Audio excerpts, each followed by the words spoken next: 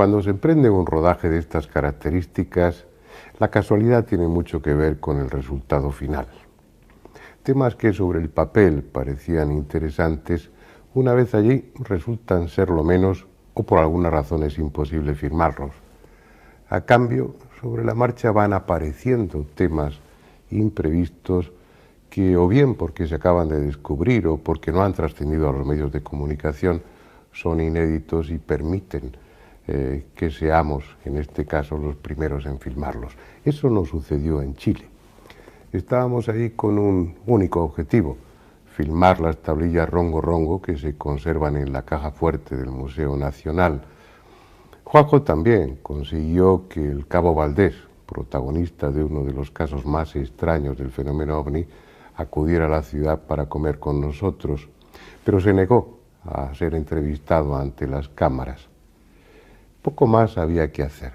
Sin embargo, la estancia en el museo nos proporcionó la pista de un tema desconocido y aparentemente apasionante.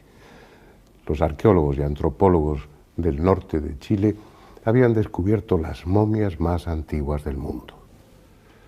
Fueron 24 horas ininterrumpidas de autocar, con 2 choferes relevándose, pero mereció la pena.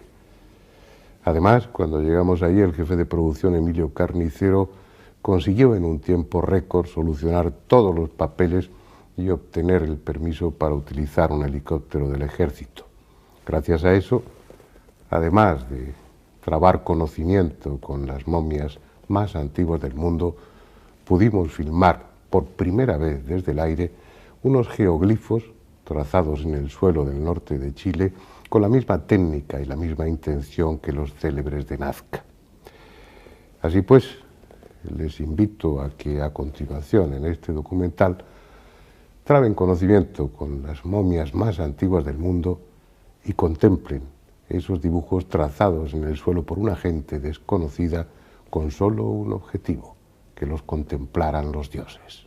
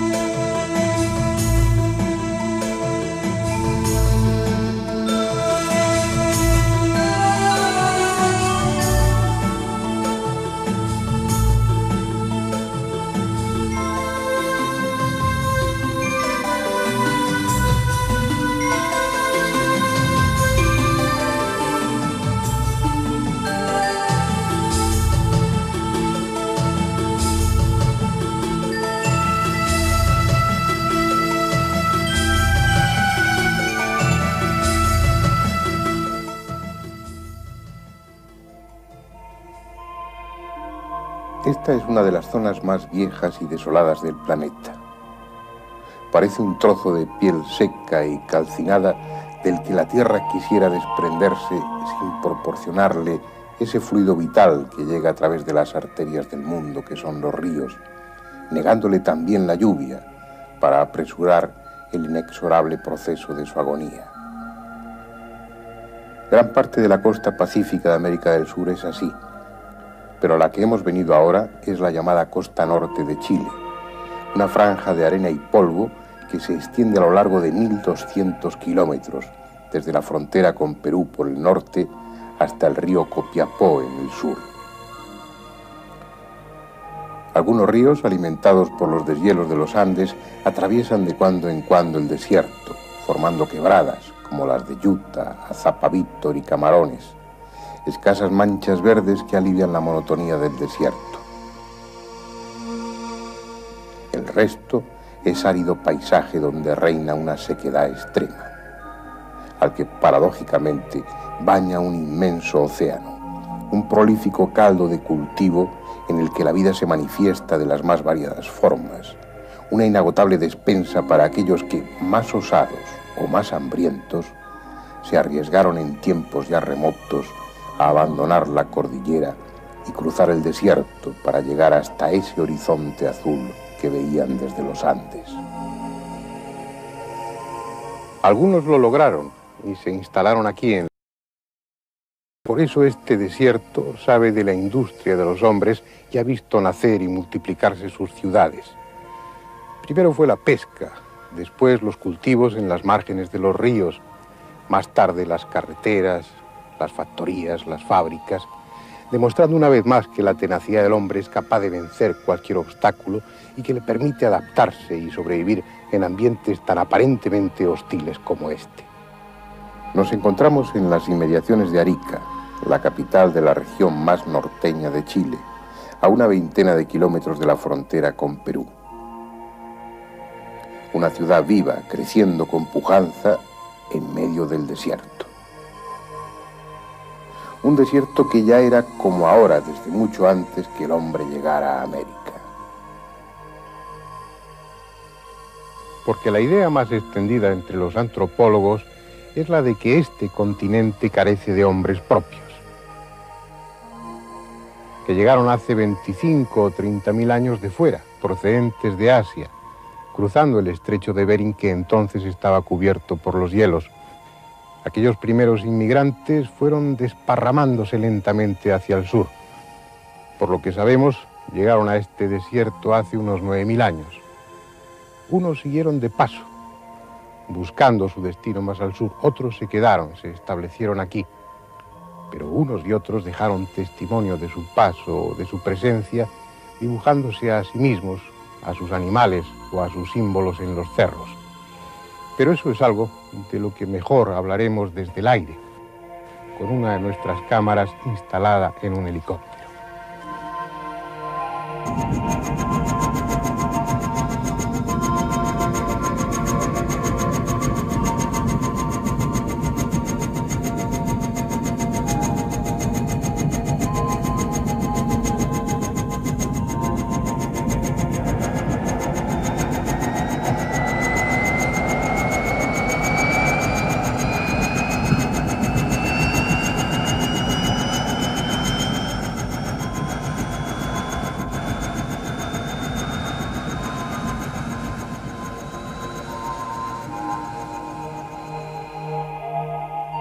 Ahí están, con su mudo mensaje que nadie entiende. Al comienzo del valle de Azapa, en los cerros de la quebrada del río Yuta, en la ladera del cerro sagrado de Alto Ramírez, en decenas de lugares. A veces son gigantescos, con figuras humanas de casi 100 metros, pero lo frecuente es que representen rebaños de llamas o alpacas, los camélidos andinos, y entre ellos, conduciendo o vigilando uno o varios hombres. En ocasiones identifican también perros y otros animales.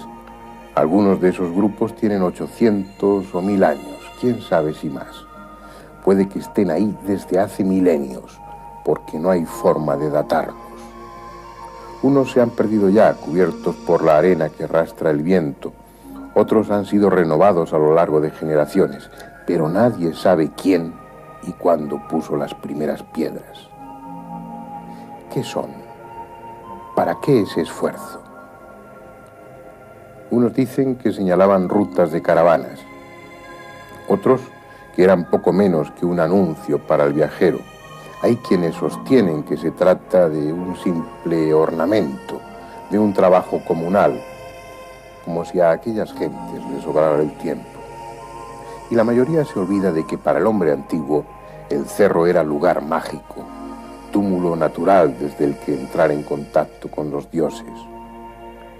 Muchos de esos cerros fueron cerros sagrados y es probable que esas representaciones no sean sino una muda plegaria, una petición dirigida a los dioses para que desde allá arriba viesen cuáles eran las necesidades de los hombres, o al contrario, un homenaje agradecido porque el ganado se multiplicó y hubo una corta pausa de abundancia. Pero más abajo, hacia el sur, a 170 kilómetros en línea recta, hay otros geoglifos muy distintos, realizados con una técnica diferente y mucho más enigmáticos. La zona se conoce hoy como los Altos de Ariquilda. pero debió tener otro nombre hace muchos siglos, cuando los hombres que vivían en el desierto eligieron ese lugar para dejar un mensaje que solo desde aquí arriba tiene sentido. Estamos a más de 800 kilómetros de Nazca y su célebre Pampa Colorada, cubierta de pistas interminables, de espirales y animales a gran escala. Aquí, en Ariquilda, se hizo algo parecido, a menor escala, pero con la misma y desconocida intención. Somos los primeros en filmarlas y ustedes los primeros que las contemplan. Pero llevan ahí mucho tiempo, muchos siglos antes de que el hombre construyera el primer rudimentario aparato para volar. Rectas paralelas de apenas 1 metro de anchas y tendidas impecablemente de este a oeste a lo largo de más de 160 metros. A sus extremos, espirales rectangulares o grecas, como si un gigante aburrido las hubiese dibujado indolentemente con su colosal dedo. Como en Nazca, se apartaron las piedras superficiales de color oscuro, dejando al descubierto el suelo formado de anhidrita y mucho más claro. Pero sobre todo, dominan las figuras geométricas, los símbolos, cruces de brazos iguales que probablemente expresan los 4 puntos cardinales, los 4 vientos, los 4 pilares del cielo, círculos que tal vez sean el sol o la luna, grecas, rectángulos, flechas, una extraordinaria variedad de formas, un derroche de esfuerzo concentrado en un área determinada a lo largo de siglos para nada, porque solo se ven desde aquí arriba. Uno de esos misterios sin solución posible, porque nadie sabrá ya quiénes y para qué las hicieron. Solo tienen sentido ahora, al sobrevolarlas. Por una razón, están hechas para verse desde el cielo. Son señales para los dioses, o para otros hombres que como nosotros ahora volaban. Esos dioses maestros venidos de las estrellas y que posiblemente sean mucho más que una leyenda. Sea como fuere, los antiguos habitantes del desierto del norte chileno se llevaron el secreto a la tumba. Rígidos como un tronco seco, cubiertos por un tosco y apretado sudario de arpillera, sus cuerpos, enterrados hace 4000 años, han sido vomitados por la tierra y aguardan, como objetos sin alma, el estudio impío de los arqueólogos. Son seguramente mucho más viejas que los geoglifos de Ariquilda, pero son importantes desde un punto de vista antropológico porque revelan que ya 2000 años antes de Cristo, el hombre de América, como el de Egipto o el de Mesopotamia, cuidaba dignamente a sus muertos, convencido sin duda de que algo que llevaba dentro trascendía los límites de esta vida. Como sucedió con las momias peruanas, el terreno seco y la tierra porosa facilitaron su momificación natural, solo que estas, conservadas en el Museo de San Miguel de Azapa, en Arica, no están flexionadas en postura fetal, sino estiradas y solemnes. Son una representación de los antiguos habitantes de América, pero sus 4000 años de antigüedad apenas son nada comparados con los 9000 años de edad que tiene este cráneo, el más antiguo encontrado hasta ahora en esta zona y uno de los más viejos del continente. Y como un inevitable homenaje a aquel hombre que vivió, sintió y murió 7000 años antes de nuestra era, fuimos a conocer el lugar donde sus restos fueron encontrados.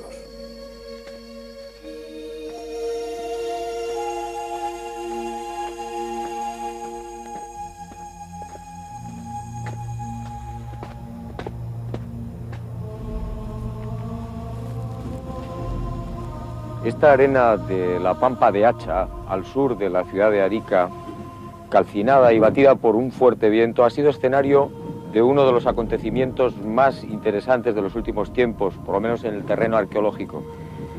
El doctor Iván Muñoz, de la Universidad de Arica, con su equipo de investigación justamente en esta pampa, ha llevado a cabo el hallazgo, el descubrimiento de unos restos humanos de aproximadamente 9000 años. Profesor Iván Muñoz, ¿cómo ha sido este hallazgo? Este hallazgo se hizo a partir del año 1987. Se comenzó a estudiar Pampa de Hacha como una zona arqueológica, tratando de visualizar los restos más antiguos del hombre en el norte de Chile. Hemos encontrado un cuerpo de un hombre de aproximadamente 25 años, de sexo masculino, que corresponde en este momento al cazador-recolector más temprano hallado en nuestra zona. Lo importante de este hallazgo es que demuestra que poblaciones del 7000 años antes de Cristo ya estaban asentadas en este sector y se desplazaban dentro de una movilidad transhumante. Este hombre, creo entender, tiene aproximadamente 9000 años. ¿Cómo se ha conseguido esa fecha? Bueno, este hombre en realidad tiene 9000 años si consideramos los 7000 años antes de Cristo más los 2000 años después de Cristo. Eso da la cantidad de 9000 años antes del presente. Estas fichaciones se han conseguido en Norteamérica, en los laboratorios de Krieger Enterprise, ¿cierto? Labor que hizo el profesor Arthur Aldenheide de la Universidad de Minnesota. Es un cazador que se desplazaba de la costa hasta esta zona en busca de recursos vegetales y en busca de cazas de guanaco. Su indumentaria cultural estaba formada fundamentalmente por puntas de proyectil y instrumentos de pesca. La economía de estos pescadores fundamentalmente se centraba en la pesca y la recolección marina. Pero los pocos restos encontrados de estos remotos pobladores del norte chileno proporcionan algunos datos preciosos sobre su forma de vida, sus medios de subsistencia e incluso sus enfermedades. Los anzuelos de conchas o de espinas, las puntas de pedernal de sus arpones nos hablan de un pueblo de pescadores. El estudio de sus huesos, a pesar de los milenios transcurridos, permite saber también otras cosas, como piezas de un rompecabezas aún incompleto, cuya reconstrucción puede resultar apasionante.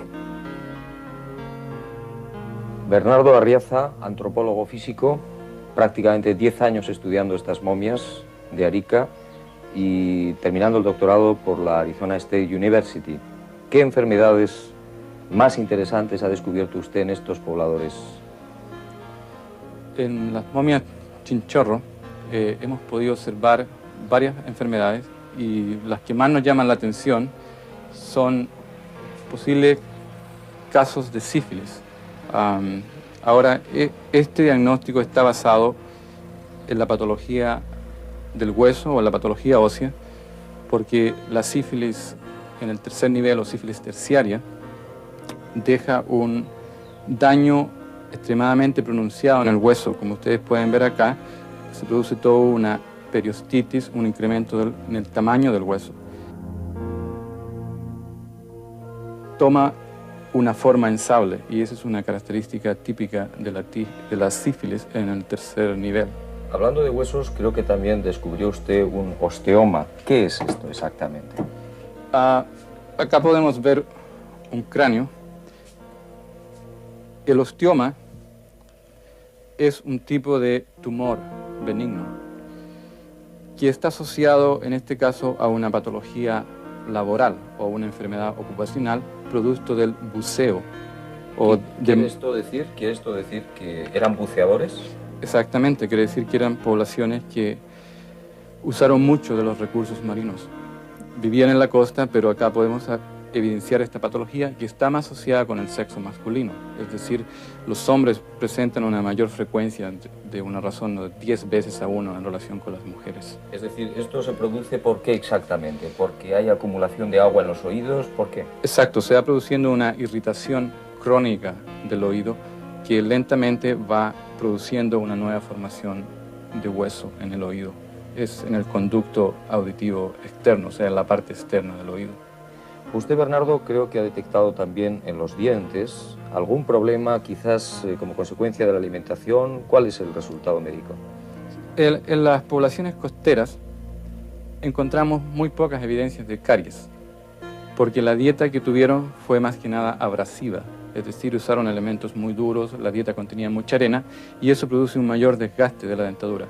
Pero caries prácticamente no hay, en relación cuando uno lo compara con poblaciones más tardías.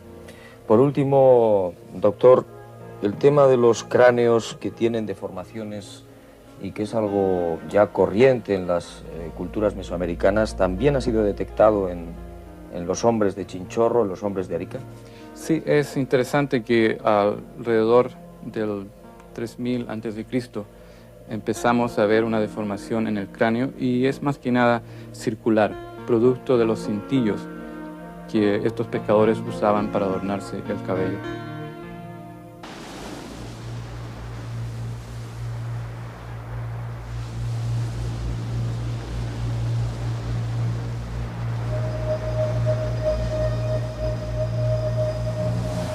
Algo sabremos ya sobre su forma de vida, pero ¿qué sabemos de sus creencias, de sus conceptos espirituales, de su idea sobre lo que hay más allá de la muerte? Vamos a entrar en una cueva especial, abierta en un acantilado al borde del mar. Un lugar que hace milenios estaba prohibido a los hombres comunes como nosotros, reservado solo a los iniciados. Uno de esos reductos subterráneos donde los sacerdotes de entonces practicaban sus rituales.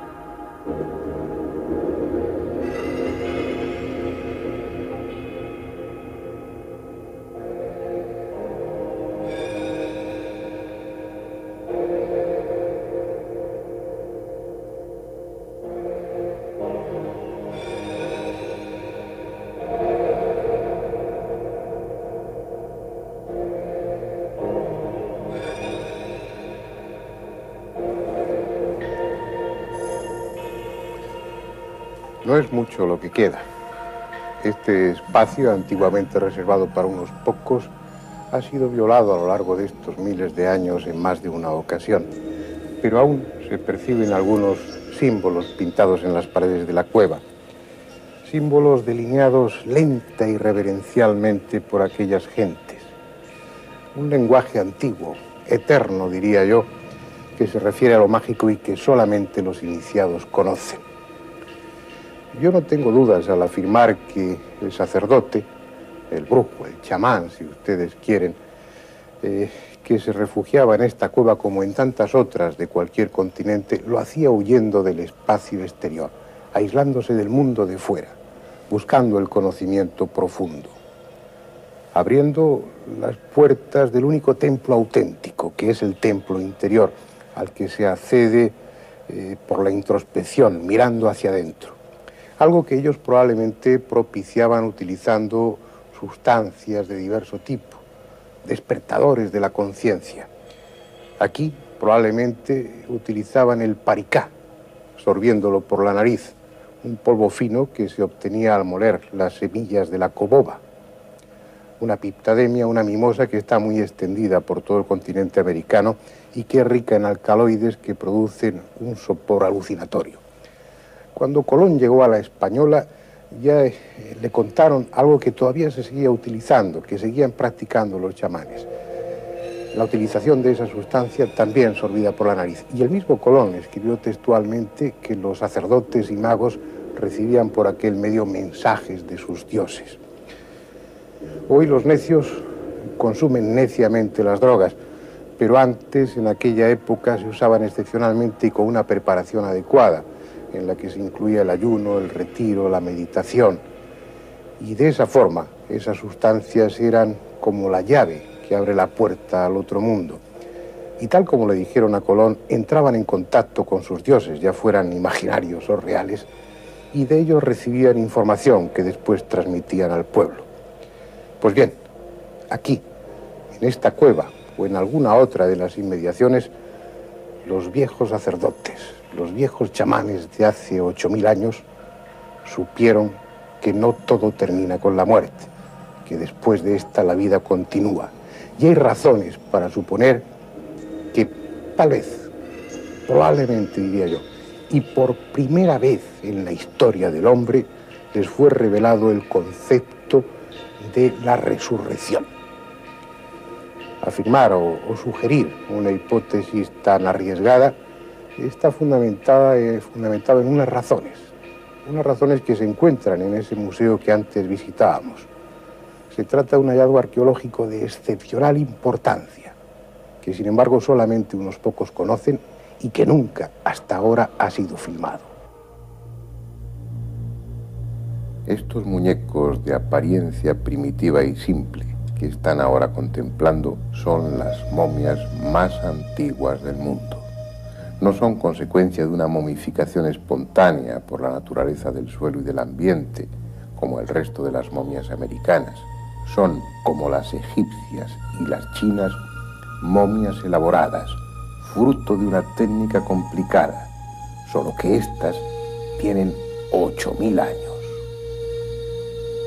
Aquellas gentes que vivieron aquí en época tan remota tenían un concepto sobre lo trascendente, sobre lo que sucede después de la muerte, que consideraron fundamental conservar sus cadáveres momificándolos laboriosamente, 6000 años antes de Cristo.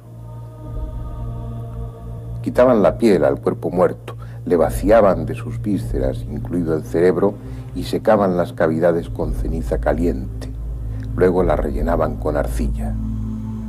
También quitaban las grandes masas musculares y para mantener el cuerpo en la posición correcta introducían palos a lo largo de la columna vertebral, remodelando después las extremidades con paja y cuerdas. Finalmente, todo el cuerpo y la cara eran modelados con arcilla y volvían a cubrirlo con su propia piel, a veces entera y otras cortada en largas tiras con las que envolvían la momia. De esa forma, el cadáver original quedaba convertido en una especie de muñeco, en el que todo lo putrefactible había sido sustituido, manteniendo los huesos y la piel, es decir, el armazón y la envoltura del hombre. 3000 años antes que los egipcios, los pueblos del norte del actual Chile prepararon a sus cadáveres minuciosa y elaboradamente, anticipándose a cualquier pueblo de la historia conocida, empeñados en que ese cuerpo muerto no se destruyera y conservara en lo posible una apariencia de sueño, de reposo. ¿Esperando qué? Posiblemente la resurrección anunciada por los dioses, la vuelta de ese espíritu vital que animara de nuevo aquel cuerpo inerte.